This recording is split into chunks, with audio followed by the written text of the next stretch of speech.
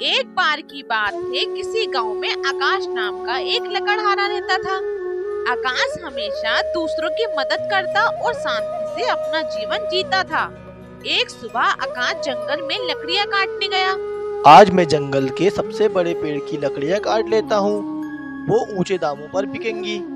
लकड़ियां काटते हुए अचानक उसकी कुल्हाड़ी एक नाग की पूंछ पर जाकर लग जाती है और उसकी पूंछ कट जाती है। नाग फुनकारता हुआ अपना फन फैलाकर खड़ा हो जाता है। अरे नहीं, ये मैंने क्या कर दिया? अब तो ये नाग मुझे मार ही डालेगा। मेरी पूंछ काटने की तुम्हारी हिम्मत कैसे हुई? तुम्हें इसकी सजा जरूर मिलेगी। नहीं नहीं नाग महाराज, मुझे माफ कर दो। जो भी हुआ वो अनजाने में हुआ है। मैं कैसे मान लूं कि तुमने ये सब अनजाने में किया है और मुझे कोई हानि पहुंचाने के लिए नहीं। तुम्हें इसकी सजा जरूर मिलेगी। मैं तुम्हें ये शाप देता हूँ कि तुम आधी रात के बाद इंसान से बदलकर एक नाग बन जाओगे। नहीं नाग महाराज, मुझ पर यकीन करो, ये सब गलती से हुआ है, मुझे माफ कर दें। आकाश को ऐसे देखकर नाग को यकीन हो जाता है कि उससे जो भी हुआ है वो अनजाने में ही हुआ है। ठीक है, मैंने तुम्हें माफ कर दिया, लेकिन अपना दिया हुआ श्राप वापस नहीं ले सकता। इसलिए मैं तुम्हें वरदान देता हूँ कि तुम दिन में 2 घंटे के लिए किसी भी प्राणी का रूप धारण कर सकते हो, लेकिन उस रूप में भी तुम सिर्फ दूसरे जानवरों या लोगों की मदद ही कर सकते हो। क्या अब मुझे अपना पूरा जीवन इसी तरह बिताना होगा? नहीं, सिर्फ तभी तक जब तक कोई आदमी अनजाने में तुम्हें इस श्राप से मुक्त नहीं करता। नाग के रूप में आते ही आकाश उसी जंगल में रहने लगता है और जब भी 2 घंटे के लिए अपना रूप बदलता तो अपने आसपास हर मददगार की मदद करने लगता है।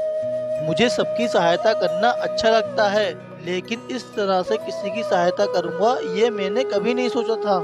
इसी तरह कई दिन बीत जाते हैं और वो अलग अलग रूप लेकर जंगल में हर मददगार की मदद करता रहता है, फिर चाहे वो इंसान हो या कोई जानवर। इसी तरह देखते ही देखते 5 वर्ष बीत जाते हैं। ऐसा लगता है मुझे नाग बने सदियों बीत गए। मैं इस जंगल में आने वाले हर मददगार की मदद करता हूँ, लेकिन फिर भी अभी तक मुझे वो आदमी क्यों नहीं मिला जो मुझे इस श्राप से मुक्ति दिला सके। हे भगवान, कृपा करो और मुझे इस श्राप से मुक्ति दिला दो। आकाश अपने आप से बात कर ही रहा होता है कि तभी उसे सामने से आता हुआ एक जख्मी खरगोश दिखाई देता है।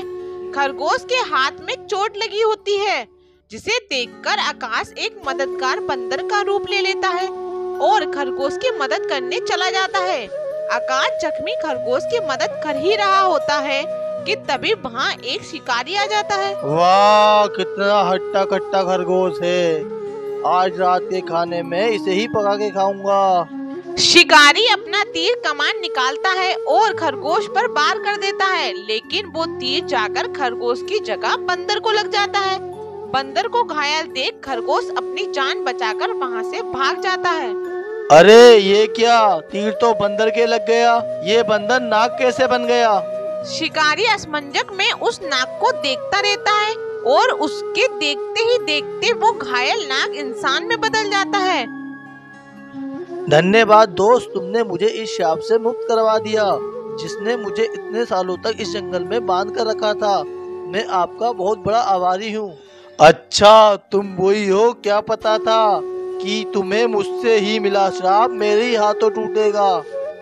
क्या मतलब? मैं वही नाग हूँ जिसने बरसों पहले तुम्हें श्राप दिया था। मुझे भी किसी ने श्राप दिया था जो तुम्हारे अनजाने में किए हुए वार की वजह से टूट गया था, लेकिन फिर भी मैंने तुम्हें श्राप इसलिए दिया था क्योंकि इस श्राप की एक अवधि थी जो 10वें इंसान को श्राप मिलने पर खत्म होनी थी, और तुम्हारा श्राप खत्म होते ही वो अवधि समाप्त हो गई है। लेकिन तुम्हें कैसे पता चला कि मैं कहाँ हूँ? मैं तो बस इस जंगल में घूमने आया था, लेकिन फिर मुझे खरगोश दिखाई दिया तो मैंने उस पर तीर चला दिया और फिर अनजाने में वो तीर खरगोश की जगह तुम्हें लग गया। जिस तरह अनजाने में कुल्हाड़ी मारकर तुमने मुझे श्राप मुक्त करवाया था, उसी तरह आज अनजाने में मेरे हाथों तीर लग गया और तुम श्राप मुक्त हो गए। अरे वाह, ये कैसा संयोग है। जिसके हाथों चोट मिली इलाज भी उसी ने किया। इसके बाद मुस्कुराते हुए दोनों अपने अपने रास्ते चले जाते हैं और इच्छाधारी नाग का श्राप हमेशा के लिए टूट जाता है। तो बच्चों, इस कहानी से हमें ये शिक्षा मिलती है कि परिस्थिति चाहे जैसी भी हो, हमें अपना धैर्य कभी नहीं खोना चाहिए।